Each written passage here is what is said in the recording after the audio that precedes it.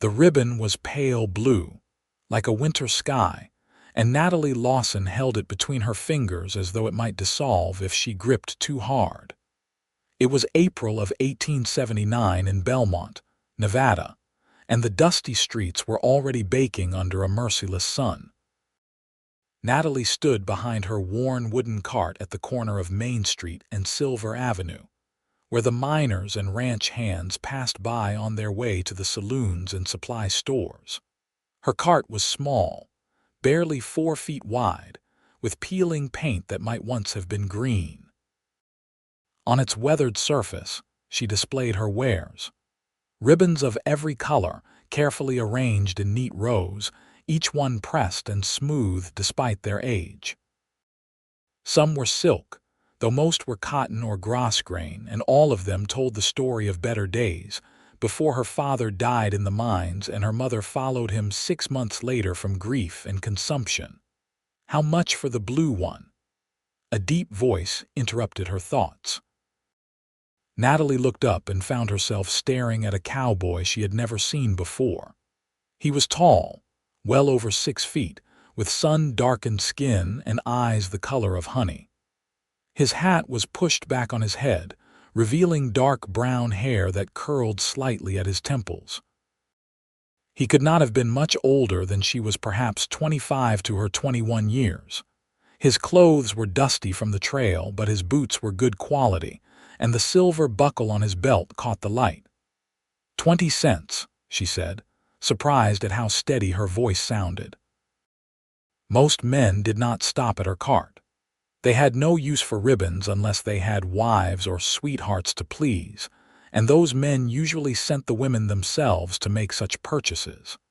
The cowboy reached into his pocket and pulled out a silver coin. He placed it in her palm, his fingers rough with calluses. "Keep the change." It was a quarter. Natalie started to protest, but he had already taken the ribbon and tipped his hat to her. "Much obliged, miss."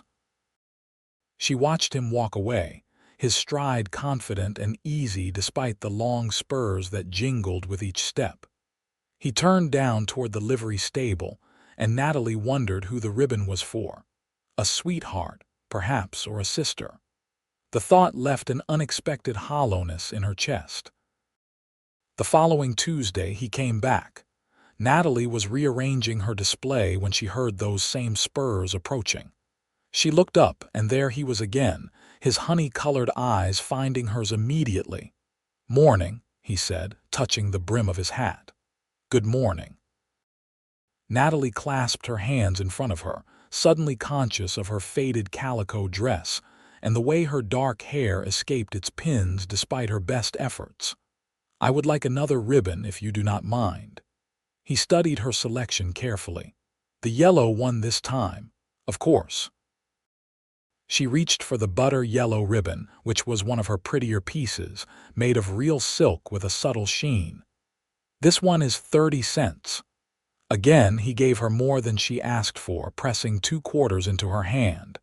"You have a fine selection here, Miss Lawson, Natalie Lawson." "Miss Lawson." He spoke her name as though tasting it. "I am Wesley Wheeler. I work at the Diamond Star Ranch about 8 miles south of town. It is nice to meet you, Mr. Wheeler. Wesley, please." His smile was warm, crinkling the corners of his eyes. "I expect we will be seeing quite a bit of each other." Before she could ask what he meant, he had taken the yellow ribbon and departed once more, leaving her with questions blooming like wildflowers in her mind. True to his word, Wesley Wheeler returned the following Tuesday. And the Tuesday after that. And every Tuesday for the next month. Each time he bought a single ribbon, always choosing a different color. He purchased green and pink, crimson and lavender, white and orange, and every shade in between. Their conversations remained brief, limited to pleasantries about the weather and polite inquiries about each other's health. But Natalie found herself looking forward to Tuesdays with an anticipation that kept her awake Monday nights, wondering which color he would choose next. She learned that he had come to Nevada from Texas 2 years ago. following the promise of work on the cattle ranches that were expanding throughout the territory. He had no family left, his parents having died when he was 18, which explained the slight sadness that sometimes shadowed his expression when he thought she was not looking. He was 26, just as she had guessed, and he was good with horses, which was how he had earned his position at the Diamond Star. In turn, Wesley learned about her. She told him about her parents, about how her father had believed the silver boom would secure their future, and how that future had crumbled into dust along with his lungs. She explained that the ribbons had been her mother's, part of a small mercantile stock that her parents had hoped to expand into a proper shop one day. Now they were all Natalie had, these ribbons and the wooden cart her father had built with his own hands. "You have somewhere to stay?" Wesley asked one Tuesday in late May, his brow furrowed with concern. "I rent a room above the bakery," Natalie said. "Mrs. Chen is kind enough to let me help with the morning bread in exchange for reduced rent." Wesley nodded slowly, and she could see him calculating numbers in his head, trying to determine if she was making enough to survive. The truth was that she barely scraped by, but she had her pride, and she would not burden anyone else with her struggles. "Miss Lawson," Wesley said carefully, "I hope you do not think me forward, but I wonder if you might consider joining me for dinner sometime. There is a restaurant on 4th Street that serves a decent roast." Natalie's heart performed a peculiar flutter. She had not been courted since before her father's death, when a young clerk from the assayer's office had taken her to a church social. That had come to nothing when he moved to San Francisco seeking better opportunities. "I would like that," she said, and was rewarded with a smile that made her forget, just for a moment, the weight of her circumstances. They had dinner that Saturday evening. Wesley called for her at Mrs. Chen's bakery, looking scrubbed and nervous in a clean shirt and his best vest. He offered her his arm as they walked to the restaurant, and Natalie was acutely aware of the solid strength of him beside her, the way he shortened his stride to match hers. The restaurant was small but respectable, with checkered tablecloths and candles in glass jars. Wesley pulled out her chair and ordered for both of them the roast beef with potatoes and carrots, just as he had promised. Over the meal, their conversation flowed more easily than it had at the ribbon cart, perhaps because they were not conducting a transaction, or perhaps because they both sensed that something was shifting between them, something neither could name but both recognized. "Why do you buy the ribbons?" Natalie finally asked the question that had been burning in her since his first visit. "Every week, without fail, do you have someone special you give them to?" Wesley set down his fork and met her eyes directly. "I give them to my horse." Natalie blinked. "Your horse?" "Her name is Rosie. She is a chestnut mare, sweet-tempered and smarter than most people I know. I braid the ribbons into her mane." He paused, a flush creeping up his neck. "I know it sounds foolish. It does not sound foolish at all." Natalie found herself smiling. "It sounds kind." "The truth is," Wesley continued, his voice dropping lower, "I started coming to your cart because I wanted a reason to talk to you. I had seen you there for weeks before I finally worked up the courage. The ribbons were just an excuse." Natalie's breath caught. "Truly, truly." He reached across the table and took her hand, his thumb brushing over her knuckles. "You are the most beautiful woman I have ever seen, Natalie Lawson. And the more I talk to you, the more I want to keep talking to you. If that is too forward, I apologize, but I believe in speaking plainly." "I believe in it too," Natalie said softly. "And I think you should know that I look forward to Tuesdays more than any other day of the week." The smile that broke across Wesley's face was like sunrise. From that evening forward, their relationship deepened with a speed that might have worried Natalie if it had not felt so entirely right. Wesley came to town more frequently, not just on Tuesdays, but whenever his work at the ranch allowed. They took walks along the edge of town where the desert stretched out in waves of sand and sage. They attended church together on Sundays, sitting in the back pew while the minister droned on about salvation and sin. Wesley told her about his childhood in Texas, about learning to ride before he could properly walk, about the way his mother had sung Irish ballads while cooking dinner. Natalie told him about her dreams, small dreams, perhaps, but precious to her. She wanted security, a home of her own, children who would never know the gnawing fear of hunger or homelessness. She wanted to matter to someone, to be more than a girl with a worn wooden cart selling remnants of her dead mother's dreams. "You matter to me," Wesley said fiercely one evening in late June. They were sitting on a bench outside the bakery, the cooling air sweet with the scent of baking bread. "You matter more than anything." He kissed her then, his lips warm and gentle, and Natalie felt something unlock inside her chest, some tight knot of fear and loneliness finally loosening its grip. The summer passed in a haze of happiness. Wesley continued to buy a ribbon every Tuesday, maintaining the tradition that had brought them together, even though they both knew it was unnecessary now. Natalie treasured each visit, each conversation, each stolen kiss when no one was looking.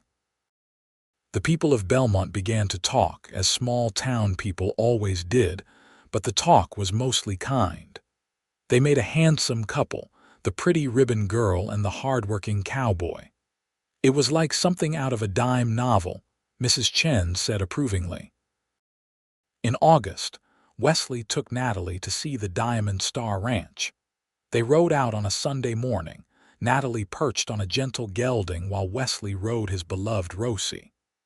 The mare's mane was indeed braided with ribbons, a rainbow of colors woven through the chestnut strands. Natalie reached out to touch them as they rode, and Wesley grinned at her. "She is very fashionable, my Rosie." The ranch was larger than Natalie had imagined, with a sprawling main house and several outbuildings. The owner, Mr. Garrett, was a gruff but fair man in his 50s who clearly valued Wesley's work. He greeted Natalie with rough courtesy and invited them both to stay for dinner. Over plates of beef and beans, Natalie learned that Wesley was more than just a ranch hand. He was the foreman, responsible for managing the other cowboys and overseeing the daily operations. It was a position of respect and authority, and it came with decent pay. "Wesley here is the best man I have got," Mr. Garrett said, clapping Wesley on the shoulder. "Keeps things running smooth even when I am away on business. I have been trying to convince him to build a house on the property, give him more stake in the place." Wesley glanced at Natalie, something hopeful and uncertain in his expression. "I have been considering it, sir." On the ride back to Belmont, as the sun painted the sky in shades of gold and crimson, Wesley pulled Rosie to a stop. Natalie halted her gelding beside him. "Natalie," Wesley began, then paused, seeming to gather his courage. "I know we have not been courting for very long, only a few months really, but I am not a man who wastes time when I know what I want, and I know that I want you. I want to build that house on the Diamond Star property. I want to fill it with you and, God willing, with children someday. I want to buy ribbons from your cart every Tuesday until we are both old and gray. I want—" "Yes," Natalie interrupted, tears streaming down her face. "Yes, Wesley, yes to all of it." He dismounted in one fluid motion and pulled her down from her horse, spinning her in a circle before kissing her thoroughly. When he finally set her down, they were both laughing and crying at once. "I do not have a ring yet," Wesley said, "but I will get you one, the prettiest one in Nevada." "I do not need a ring," Natalie said. "I just need you." But Wesley insisted, and 2 weeks later he presented her with a simple gold band set with a small diamond that caught the light like captured starfire. They announced their engagement at church the following Sunday, and Mrs. Chen threw a celebration at the bakery, providing sweet rolls and coffee for half the town. The wedding was set for October, giving Wesley time to build their house and Natalie time to prepare what little trousseau she could afford. The women of Belmont rallied around her with surprising generosity, contributing bits of lace and fabric, teaching her new recipes, offering advice both practical and ridiculous. Natalie was overwhelmed by their kindness, having spent so long alone that she had forgotten what it felt like to be part of a community. Wesley threw himself into building their home with the same determination he brought to everything else. He worked on it every spare moment, and on Sundays, Natalie would ride out to watch the progress. It was a modest house, just 4 rooms, but Wesley built it with care and craftsmanship. He carved their initials into a beam above the front door, WW and NL, soon to become NW. You like it? He asked anxiously as they stood in what would be their bedroom, the space still smelling of fresh-cut lumber. I love it, Natalie said honestly. I love you. I love you too, Wesley replied, pulling her close. More than I thought it possible to love anyone. But life, Natalie had learned, had a way of interrupting even the sweetest of dreams. In late September, just 2 weeks before the wedding, Mr. Garrett called Wesley into his office. When Wesley emerged an hour later, his face was troubled. He rode straight to Belmont and found Natalie at her cart. "We need to talk," he said quietly. They walked to their usual bench, and Wesley explained the situation. Mr. Garrett was planning a major cattle drive to California, hoping to fetch better prices in San Francisco than they could get locally. It was a massive undertaking, requiring most of the ranch hands and lasting at least 6 weeks, possibly longer. And Mr. Garrett wanted Wesley to lead it. "I told him about the wedding," Wesley said, his hands clenched into fists. "I told him the date was set, the arrangements made. He said he was sorry, but this drive is too important. If I do not lead it, he will have to hire someone from outside the ranch, someone who does not know the men or the land. He said it could make or break the Diamond Star's future." "When would you leave?" Natalie asked, her voice hollow. "The 1st of October. We would not be back until mid-November at the earliest." Their wedding was scheduled for October 15th. Natalie felt tears welling up but blinked them back. She would not cry, not when Wesley looked so torn, so guilty. "Then we will delay the wedding. We will set a new date for when you return." "Natalie, it is all right," she insisted, though her heart was breaking. 6 weeks is not so long. We have waited this long. We can wait a little longer." Wesley pulled her into his arms, pressing his face into her hair. "I am so sorry. I would give anything not to go, but the money from this drive, it would set us up well, Natalie. We could buy furniture for the house, maybe even get a few head of cattle of our own to start a herd. But if you ask me to stay, I will.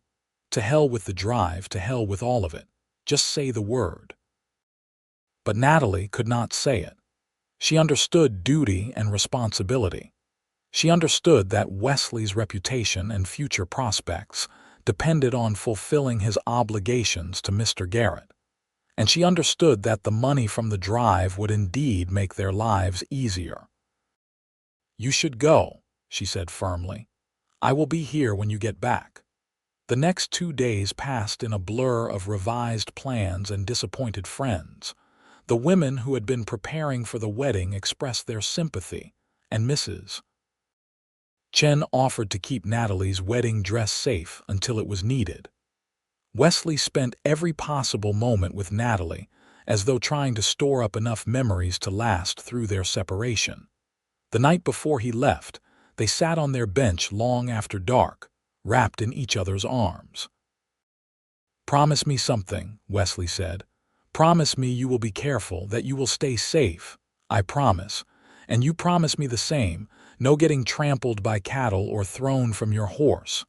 I promise." He kissed her forehead, her cheeks, her lips. I will be back before you know it. And then nothing will stop us from getting married. We will have the biggest celebration Belmont has ever seen." "I do not need a big celebration," Natalie said. "I just need you to come home." Wesley left at dawn, riding out with 15 other men and a herd of 500 cattle. Natalie stood on Main Street and watched until they disappeared into the desert haze, a long line of dust and distant bellowing. Then she returned to her cart and tried to pretend that her world had not just ridden away. The weeks that followed were the longest of Natalie's life. She maintained her routine, selling ribbons and helping Mrs. Chen with the baking. But everything felt muted, as though someone had drained the color from her days. She moved into the house Wesley had built, unable to bear the thought of it sitting empty, even though being there without him made her ache with longing. She slept in the bed he had constructed with his own hands and watched the sun set through the window he had fitted himself. Letters came sporadically, carried by travelers or mail riders heading east from California.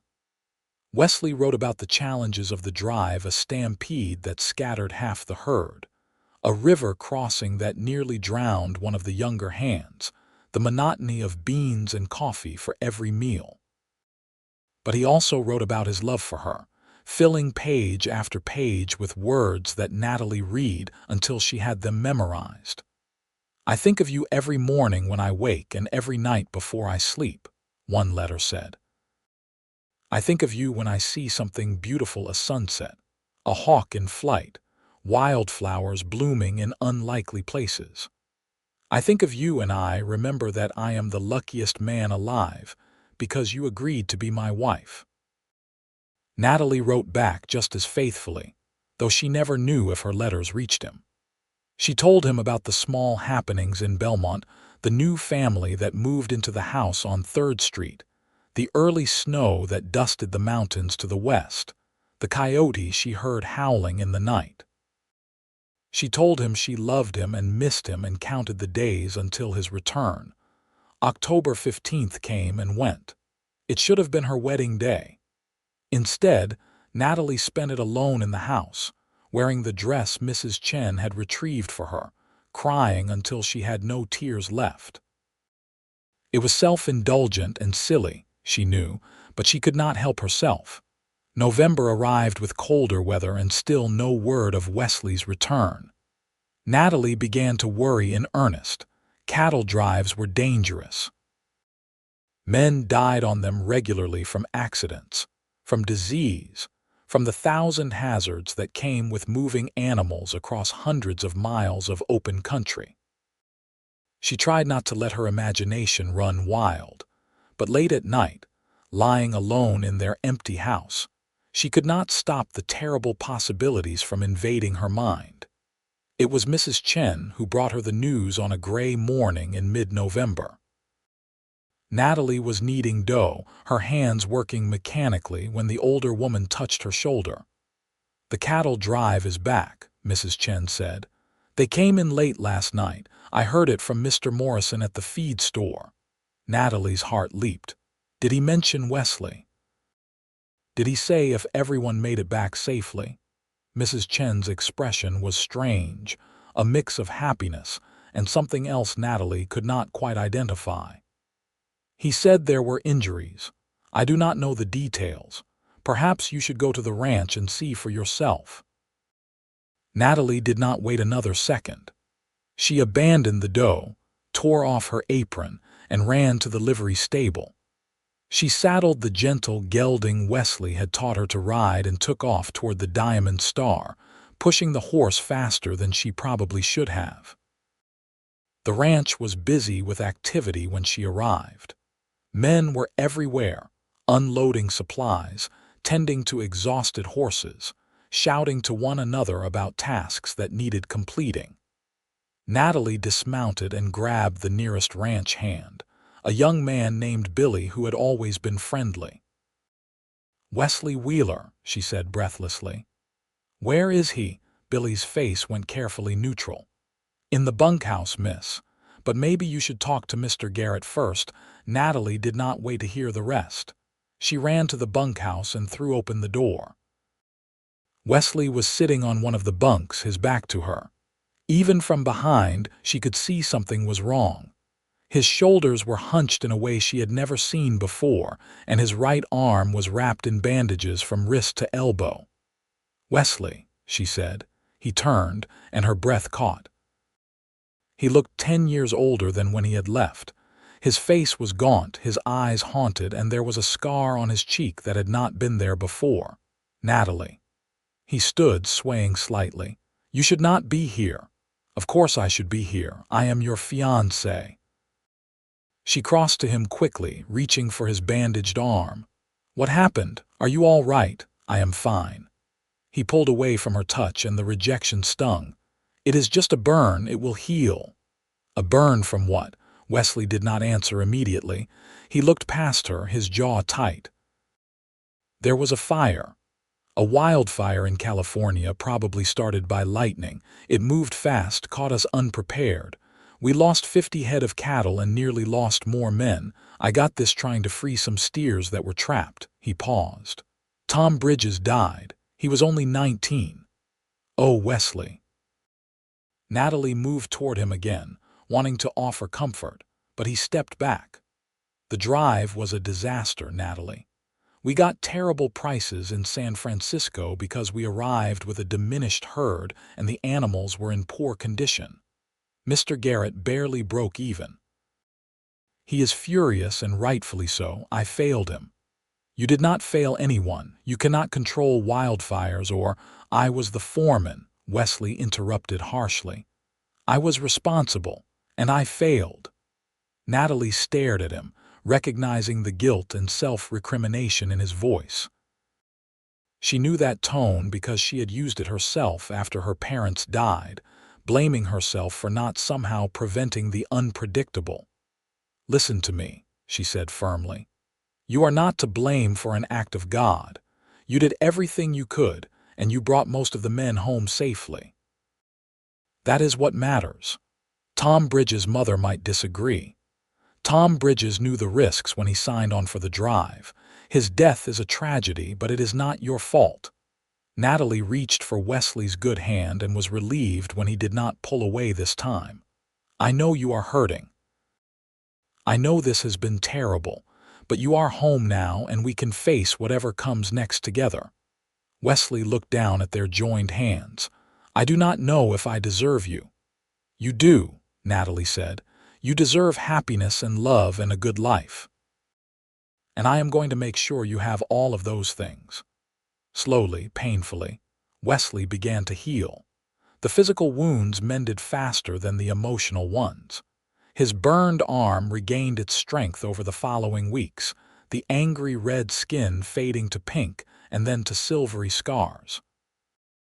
The cut on his face healed cleanly, leaving only a thin white line that Natalie secretly thought made him look rather dashing, though she kept that opinion to herself given his current state of mind.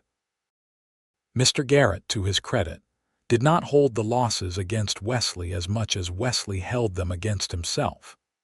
The older man knew the realities of cattle drives, had been on enough failed ones himself to understand that some things were simply beyond human control.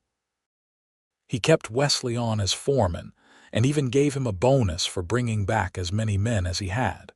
But Wesley remained haunted. He threw himself into his work with renewed intensity, often staying at the ranch for days at a time rather than coming to town. When he did visit Natalie, he was quieter than before, more withdrawn. The easy laughter that had characterized their courtship seemed to have been burned away along with his skin. Natalie did not push him.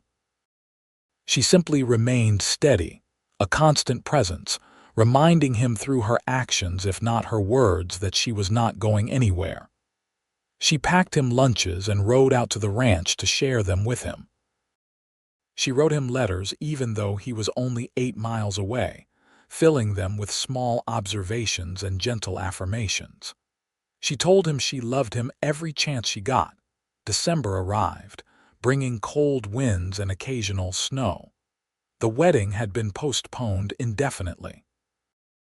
Natalie did not mind waiting, but she worried about Wesley, about the way he seemed to be disappearing into himself. It was Mrs. Chen who finally forced the issue. She cornered Natalie at the bakery one morning, her weathered face stern. "You need to marry that boy," she said without preamble. "He is not ready," Natalie replied. "He is still dealing with, he is using his guilt as a reason to keep you at a distance. He thinks he does not deserve you, so he is making you wait, making you prove your commitment over and over. But you have already proven it, child. You have been patient and loving and everything a woman should be. Now it is time for him to step up and be what a man should be." Natalie bit her lip. "I cannot force him to marry me." "No, but you can remind him what he is missing. You can remind him that life is short and precious, and that love is not something to be delayed or denied. You can tell him that you are tired of waiting." "But I do not mind waiting," Mrs. Chen sighed. "Natalie, you are young and good-hearted, and those are wonderful qualities. But do not confuse patience with passivity. Sometimes the people we love need us to make decisions for them, to pull them back from the edge they are walking toward. Wesley is on that edge right now. He is trying to punish himself by denying himself happiness. You need to stop allowing it." The old woman's words stayed with Natalie throughout the day. That evening, instead of waiting for Wesley to come to her, she rode out to the Diamond Star.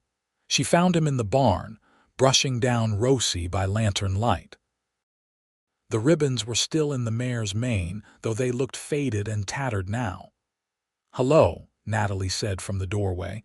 Wesley looked up, surprise crossing his face. "What are you doing here? It is almost dark." "I came to talk to you." Natalie stepped into the barn, closing the door behind her against the cold. "We need to discuss our wedding." "Natalie, I told you. I know what you told me. You told me you want to wait until you feel worthy, until you have somehow made up for what happened in California. But Wesley, that is never going to happen. You are never going to wake up one morning and feel like you have suffered enough to deserve happiness. That is not how guilt works." Wesley set down the brush, his expression guarded. "You do not understand." "I understand perfectly. I understand that you blame yourself for things beyond your control.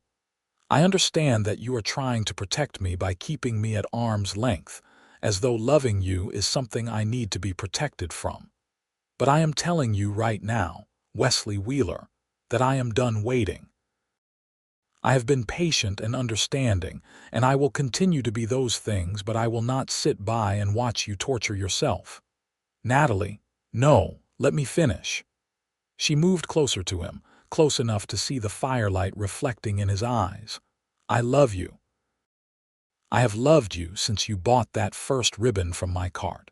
I have loved you through every Tuesday and every letter and every moment of this horrible separation. And I am going to keep loving you whether you marry me or not.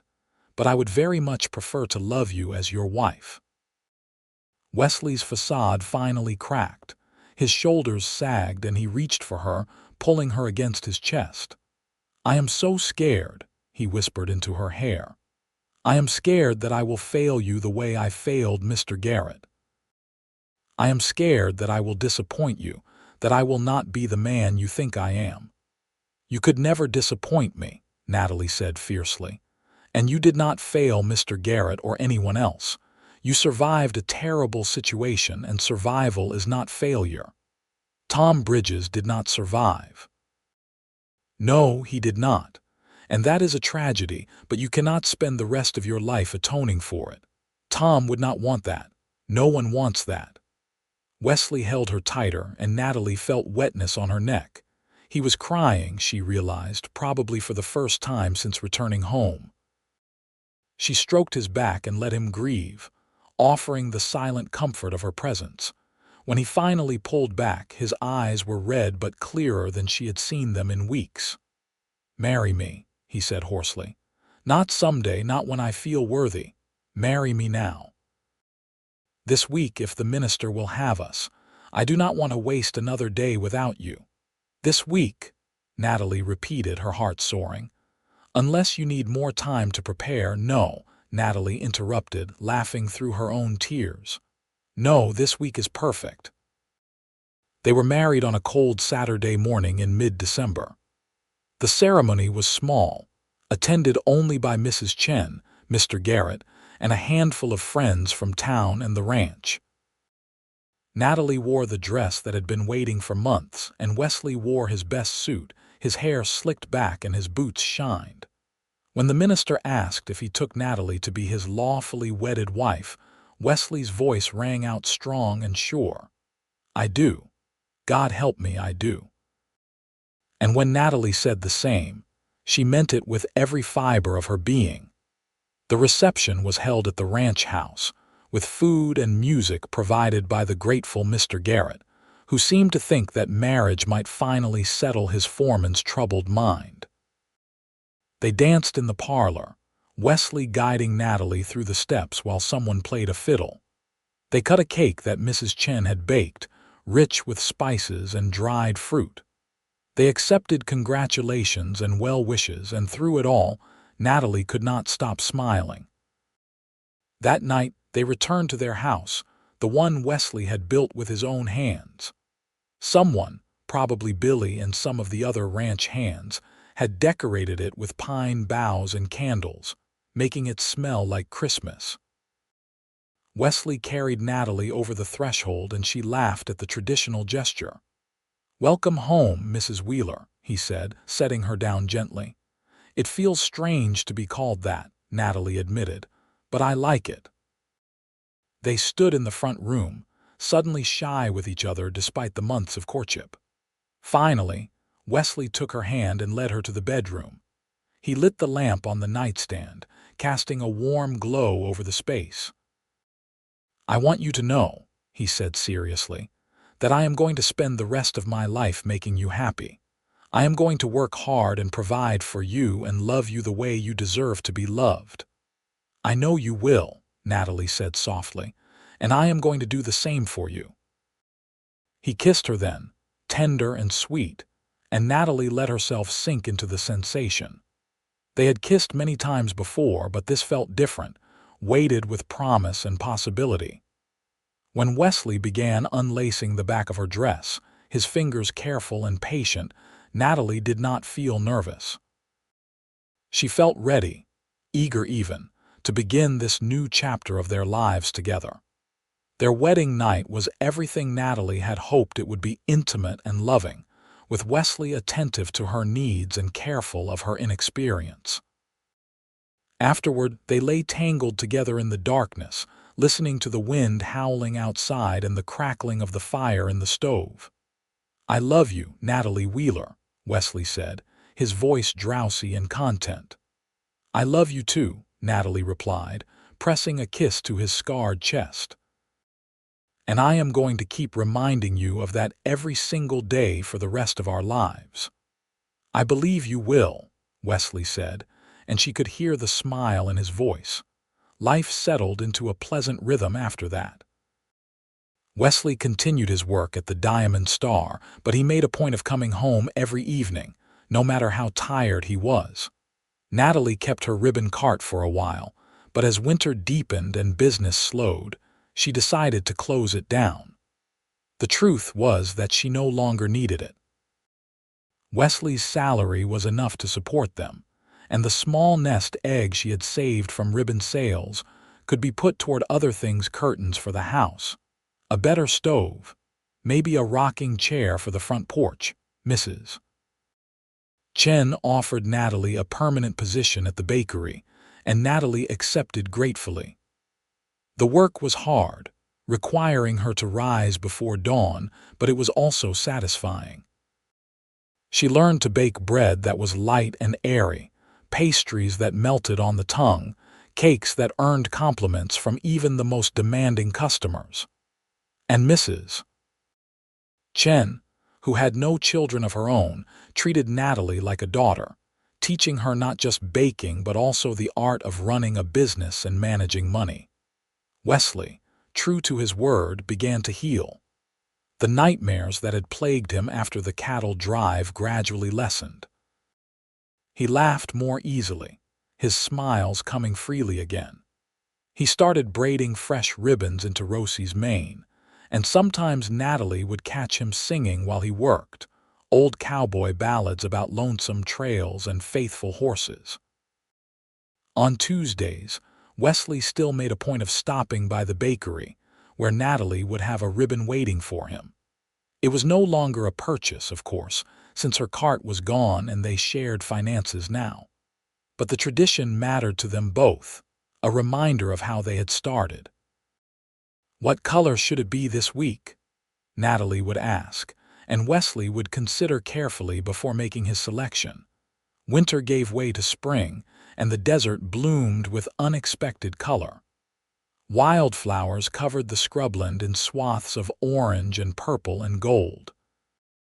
Wesley took Natalie on long rides through the countryside, showing her the hidden places he had discovered during his time in Nevada, a canyon where eagles nested, a spring-fed pond that stayed cool even in summer, a ridge where you could see for miles in every direction. It was on one of these rides in late April that Natalie realized her monthly courses were late. She said nothing to Wesley at first, not wanting to raise his hopes in case she was mistaken. But as the days turned into weeks and her body began to change in subtle ways, a tenderness in her breasts, a queasiness in the mornings, she knew she was carrying his child. She told him on a Tuesday evening after he had selected a green ribbon for Rosie. They were sitting on the porch of their house, watching the sun set over the mountains. "Wesley," she said, taking his hand, "I have something to tell you." He looked at her, immediately attentive. "What is it? Is something wrong?" "Nothing is wrong. Everything is right." She took a deep breath. "I am going to have a baby. We are going to have a baby." For a long moment, Wesley simply stared at her. Then a grin spread across his face, wide and joyous and filled with wonder. "A baby, truly, truly." He whooped loudly enough to startle the chickens they had recently acquired, then pulled Natalie into his arms, spinning her around just as he had the day they got engaged. When he set her down, there were tears on his cheeks. "We are going to be parents," he said, as though testing the words. "I am going to be a father." "A good father," Natalie assured him. "The best father. I will try my hardest," Wesley promised. "I will do everything in my power to keep you both safe and happy." The pregnancy progressed smoothly, though it was not without its discomforts.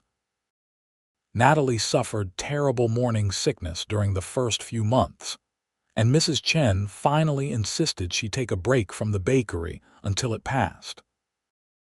Wesley fussed over her constantly, bringing her ginger tea and crackers, adjusting her pillows, reading to her from the newspaper when she was too exhausted to do anything but rest.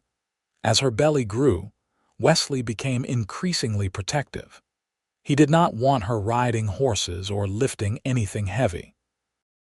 He built a larger bed to accommodate her growing form and crafted a cradle for the baby, sanding it until it was smooth as glass and carving their initials into the headboard. He painted the spare room with whitewash and installed a window that let in the morning light. "Do you hope for a boy or a girl?" Natalie asked one evening as they lay in bed, Wesley's hand resting on her swollen stomach. "I do not care either way," Wesley said honestly. "I just want the baby to be healthy, and I want you to be safe." Natalie knew his fears were not unfounded. Childbirth was dangerous, claiming the lives of many women. But she refused to let fear dominate her thoughts. Instead, she focused on preparing, sewing tiny gowns, knitting blankets, learning everything she could from the other mothers in town. The baby came in November, just over a year after the disastrous cattle drive. Natalie's labor began on a Tuesday morning, which seemed fitting somehow. Wesley sent for the midwife, a capable woman named Mrs. Patterson who had delivered half the babies in Belmont. Then he paced the front room, wearing a track in the floorboards, while Natalie labored in the bedroom. The birth was long and difficult. Natalie had known it would be hard, but she had not anticipated the sheer, exhausting intensity of it. She screamed and cried and cursed, and through it all Mrs. Patterson remained calm and encouraging. "You are doing wonderfully, dear. Just a little more. That is it now, push." When the baby finally emerged, slippery and squalling, Mrs. Patterson held it up with a triumphant smile. "It is a boy, a healthy, beautiful boy." Natalie collapsed back against the pillows, exhausted and exhilarated. A boy. They had a son. Wesley burst into the room moments later, his face pale with worry. "Natalie, are you—" "I am fine," she assured him, her voice hoarse. "We have a son, Wesley. Come meet him." Mrs. Patterson handed the cleaned and swaddled baby to Wesley, who took him with shaking hands. He stared down at the infant, his expression one of absolute awe. "He is perfect," Wesley whispered. "He is absolutely perfect." They named him William, after Wesley's father, with the middle name of Lawrence after Natalie's. Billy for short. He was a good baby, healthy and alert, with his father's honey-colored eyes and his mother's dark hair. Wesley doted on him completely, changing diapers and walking the floor with him at night, singing the same lullabies his mother had once sung to him. Natalie recovered slowly from the birth, but with Wesley's help and Mrs. Chen's frequent visits, she regained her strength. Motherhood suited her, she discovered. She loved the weight of Billy in her arms, the sweet milk smell of him, the way he would grip her finger with his tiny fist. The first year of Billy's life passed in a blur of sleepless nights and precious milestones. He smiled at 6 weeks, laughed at 3 months, sat up at 6 months. Wesley documented everything in a journal, wanting to remember each moment. He was a devoted father, patient and gentle, though he still worked hard at the Diamond Star to provide for his growing family. Mr. Garrett, impressed by Wesley's dedication both to his job and to his family, gave him a substantial raise and offered to sell him a portion of land adjoining the ranch. Wesley and Natalie discussed it at length and decided to accept the offer. It would strain their finances, but it would also give them a stake in their future, a legacy to pass down to Billy and any other children they might have. The years that followed were good ones. Not without challenges. Certainly there were droughts and harsh winters, illnesses and injuries, the normal trials of life on the frontier. But there was also joy and love, and a sense of purpose that made even the difficult times bearable. Billy grew into a bright, curious boy who followed his father everywhere, learning to ride and rope and care for animals. When he was 3, Natalie gave birth to a daughter they named Nora, after Natalie's mother. Nora was quieter than her brother, more contemplative, with a gift for music that delighted everyone who heard her sing. 2 years after Nora came another son, James, who was all mischief and laughter from the moment he could crawl. The house that had once seemed adequate now felt cramped, so Wesley added on 2 more rooms and a proper dining area. Natalie planted a garden, growing vegetables and herbs and flowers that attracted hummingbirds. The ribbon cart, long since retired, sat in the barn, a relic of another life. But every Tuesday, Wesley still brought Natalie a ribbon not purchased anymore, but chosen from the old collection and presented with the same ceremony as always. "For you, my love," he would say, and Natalie would tuck it away with the others, a growing collection of colored silk and satin that represented 30 years of Tuesdays, 30 years of faithfulness, 30 years of love. They celebrated their 10th anniversary with a party at the ranch, inviting everyone they knew. Mrs. Chen, now quite elderly, toasted them with tears in her eyes. Mr. Garrett, retired and living with his daughter in California, sent a letter of congratulations. The children ran wild with the other ranch kids, playing tag and stuffing themselves with cake. That night, after the guests had gone and the children were asleep, Wesley and Natalie sat on their porch, watching the stars wheel overhead. "You remember when we first met?" Wesley asked. "When I bought that first ribbon. Of course I remember. I thought you were buying it for a sweetheart." "I was," Wesley said, pulling her close. "I just did not know it yet. You were so nervous, you could barely speak. You were so beautiful, you still are, more so even." Natalie laughed softly. "I am a 31-year-old mother of 3 with gray hairs and wrinkles. You are the most beautiful woman in the world," Wesley said firmly, "and I fall in love with you more every day."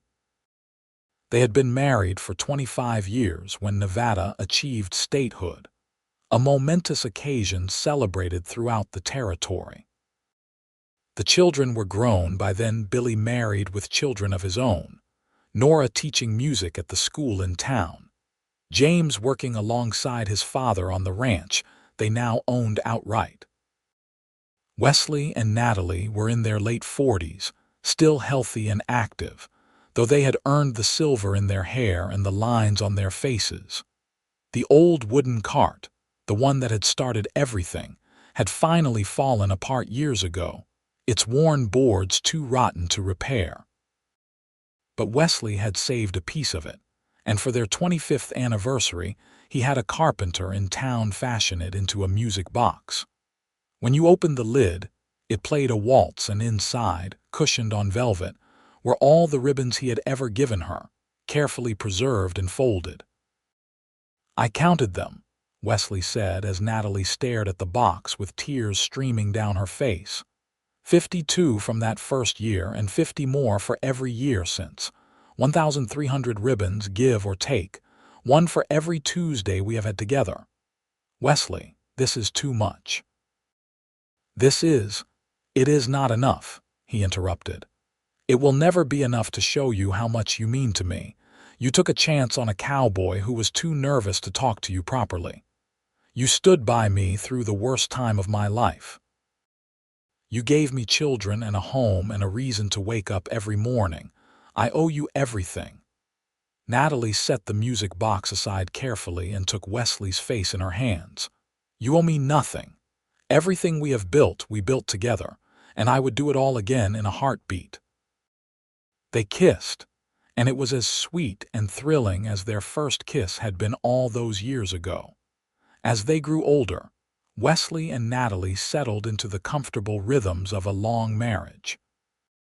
They had their traditions: Tuesday ribbons, Sunday dinners with the family, evening walks when the weather was fine. They had their disagreements too, though they had learned over the years to argue fairly and forgive quickly. Billy gave them 4 grandchildren. Nora gave them 3, and James, late to marriage but happy in it, gave them 2 more. The house was often full of noise and laughter, sticky fingers and scraped knees. Wesley was a wonderful grandfather, patient and playful, teaching the grandchildren to ride just as he had taught his own children.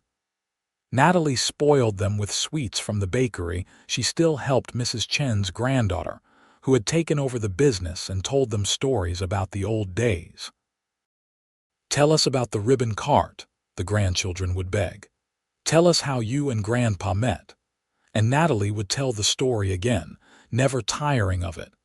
She would describe her worn wooden cart and the cowboy who came every Tuesday.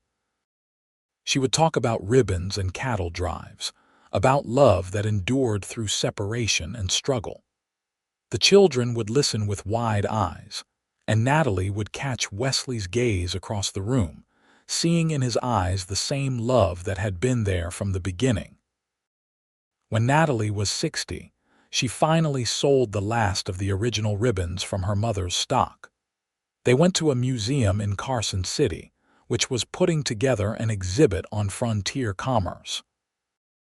The curator paid her handsomely for them, calling them a remarkable example of small-scale entrepreneurship in the territorial period.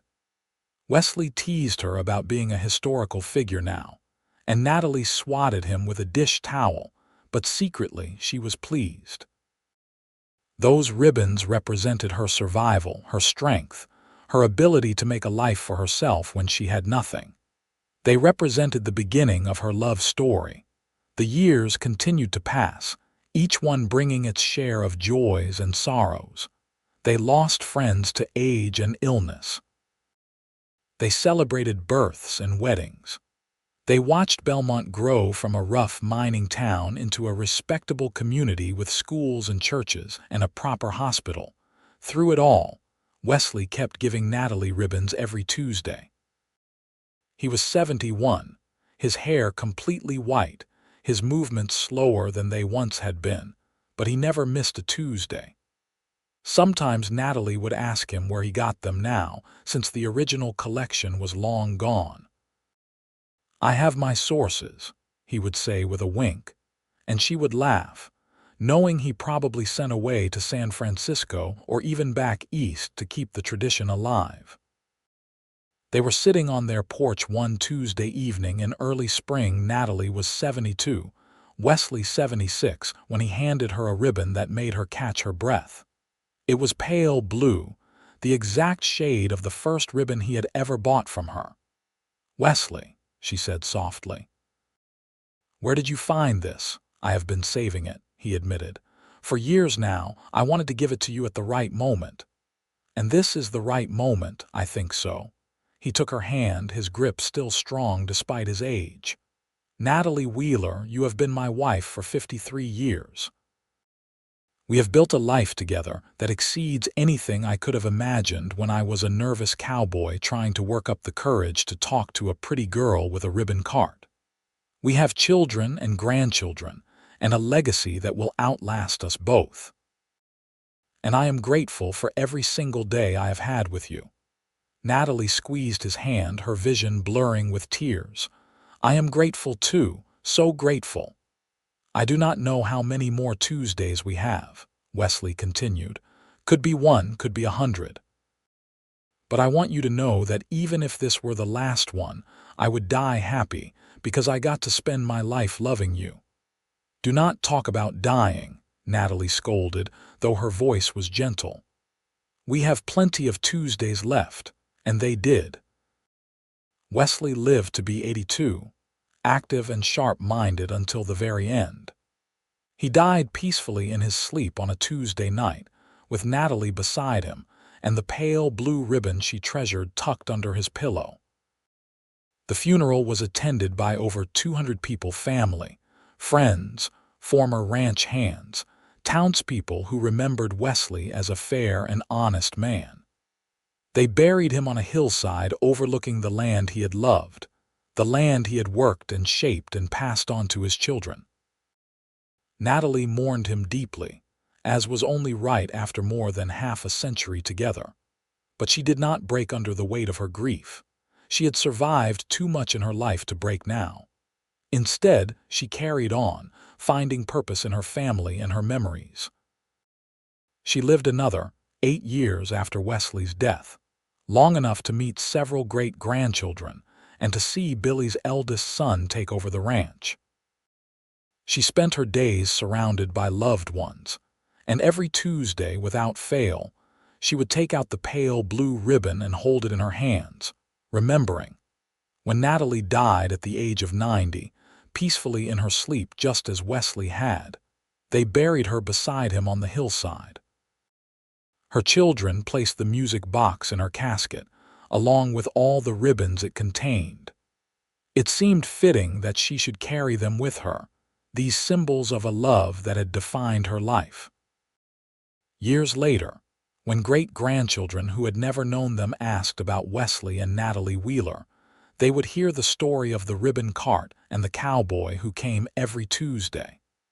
They would hear about love that began with a simple purchase and grew into something that touched generations. They would learn that real love was not just passion or romance, though those things mattered. Real love was showing up, week after week, year after year, no matter what challenges arose. And in a display case at the ranch house, carefully preserved under glass, sat a single pale blue ribbon, faded with age but still beautiful, a reminder that the smallest gestures could change the course of a life, and that true love, once found, could last forever. The land that Wesley had worked so hard to secure remained in the family, passed down through the generations along with the story of how it had all begun. The house he had built with his own hands was expanded and modernized, but the original structure remained, including the beam above the front door with the carved initials, WW and NL. And every Tuesday, in honor of the tradition that had started it all, the Wheeler family would gather for dinner, the children and grandchildren and great-grandchildren coming together to share a meal and remember the couple whose love had created this legacy. They would tell stories about Wesley and Natalie, keeping their memory alive, ensuring that future generations would know about the ribbon seller and the cowboy who bought one every week for a year. And then, for 53 years more, building a love that time could never diminish.